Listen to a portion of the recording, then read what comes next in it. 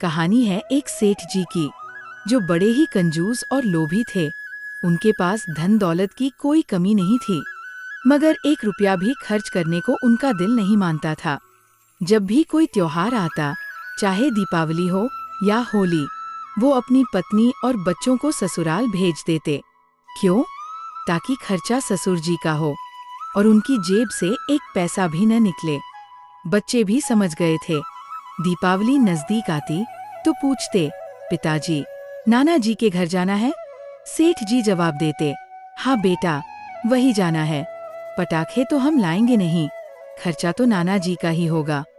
होली आती, बच्चे फिर पूछते, पिताजी, नाना जी के घर? सेठ जी कहते, हाँ, वही जाओ। बस इतने कंजूस थे वो। उनका एक मुनिम था जो सारा हिसाब किताब रखता। हर महीने वो सेठ जी को बताता कि कितना खर्च हुआ। अगर मुनिम कहता, सेठ जी, इस महीने 1500 रुपए खर्च हुए, तो सेठ जी तपाक से बोलते, अगले महीने 1400 रुपए से ज्यादा नहीं होना चाहिए। 100 रुपए और कम कर, तभी तुझे तनख्वाह मिलेगी। धर्म कर्म के नाम पर तो सेठ जी एक फूटी कौड़ी भी नहीं देते थे। एक दिन शरद पूर्णिमा का त्योहार था। बच्चे और पत्नी नाना के घर गए हुए थे।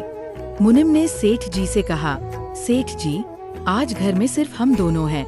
रोज रोज की घिया तुरही और छिलके वाली दाल खा खा कर मन भर गया है। पिछले महीने का खर्चा भी 1200 रुपए पर आ गया। 300 रुपए बच गए। आज आपकी आज्ञा हो तो कुछ खास बनाएं। सेठ जी ने पूछा, क्या बनाएंगे? मुनिम बोला, खीर बनाते हैं। शरद पूर्णिमा की रात को खीर अच्छी लगेगी। सेठ जी ने थोड़ा सोचा और कहा, ठीक है, बना लो। बस फिर क्या?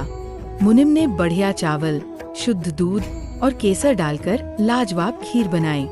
खीर इतनी स्वादिष्ट थी कि सेठ जी की आंखें चमक उठीं। मगर उनके लोभी मन में एक खुराफात सूझी। वो सोचने लगे, ये खीर इतनी शानदार है, इसे मुनिम के साथ क्यों बांटूं? मेहनत मेरी, पैसा मेरा, तो खीर भी पूरी मुझे ही मिलनी चाहिए। सेठ जी ने मुनिम से कहा, मुनिम जी, एक काम करते हैं, आज शरद पूर्णिमा है। सुना है इस रात चांद से अमृत टपकता है। इस खीर को मटके में डालकर छींके पर टांग दो। रात में चांद की रोशनी में अमृत की बूंदें गिरेंगी तो खीर और स्वादिष्ट हो जाएगी। सुबह हम इसे खाएंगे। मुनिम ने कहा, ठीक है सेठ जी। लेकिन सेठ जी ने एक शर्त और जोड़ी। बोले, रात में हम दोनों सपना देखेंगे। जिसका सपना सबसे अच्छा होगा, वही सुबह खीर खाएगा। मुनिम ने हंसकर कहा, सेठ जी, आप ही खा लो, मुझे सपने नहीं आते। मगर सेठ जी अड़े रहे, नहीं, नियम नियम है, सपना देखना पड़ेगा। जिसका सपना अच्छा होगा, खीर उसी की। मुनिम ने सोचा, ठीक है, जो होगा देखा जाएगा, और बात खत्म हो गई। रात हुई। सेठ जी अपने कमरे में सो गए और मुनिम अपने कमरे में। मुनिम रात में सोचने लगा, सेठ जी तो ऐसा सपना देख कर आएंगे कि खीर मुझे मिलने से रही, फिर क्या फायदा? उसने फैसला किया, जो होगा सुबह देखेंगे, क्यों न भी खीर खा लूं? मुनिम चुपके से उठा, छींके से मटका उतारा और पूरी खीर चट कर गया। एक दाना भी नहीं छोड़ा। फिर मटके को धोकर, चमकाकर, उसी तरह से छींके पर टांग दिया और सो गया। सुबह हुई। दोनों स्नान ध्यान करके बैठे। मटका अभी भी छींके पर टंगा था। सेठ जी ने उत्साह से कहा, मुनिम जी, बताओ, रात में सपना देखा?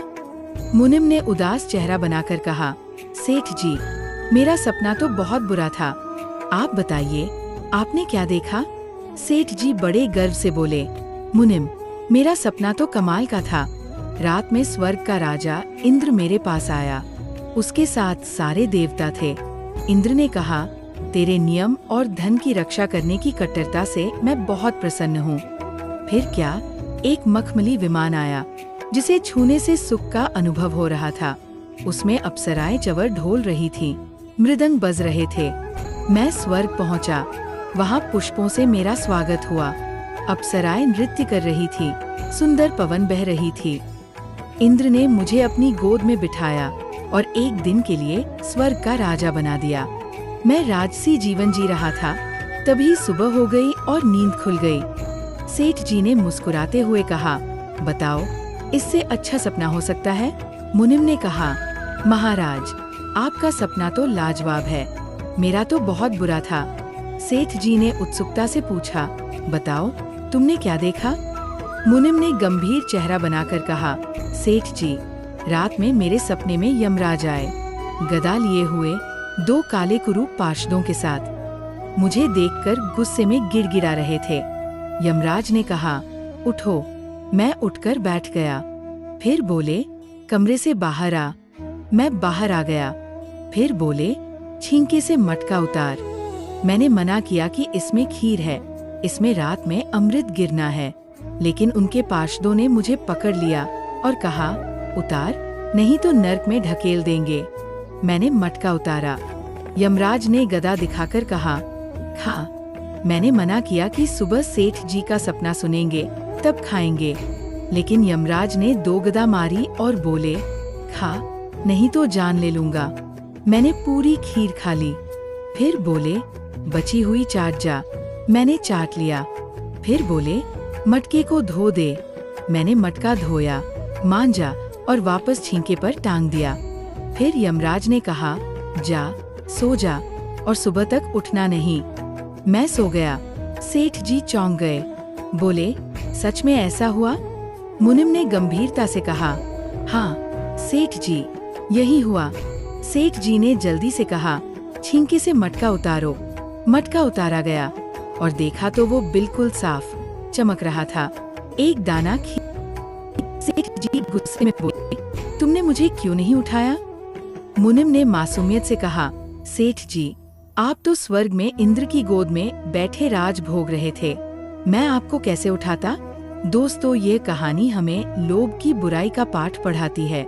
लोभ मनुष्य को पाप के मार्ग पर ले जाता है, जबकि उदारता सच्चे सुख का मार्ग दिखाती है। धन को अपनी संतान या गुरु की तरह समझें। जिस प्रकार संतान का विवाह कर उसे विदा करते हैं और गुरु का ज्ञान दूसरों तक पहुंचाते हैं, उसी तरह धन को भी बांटें। धन को संचय करने की बजाय उसे जरूरतमंदों तक पहुंचाए। लोभ त्यागें, उदार बने, यही जीवन का सच्चा सार और सुख है। अगर आपको ये कहानी पसंद आई हो तो वीडियो को लाइक करना ना भूलें और चैनल पर नए हैं तो इसे सब्सक्राइब भी जरूर कीजिए।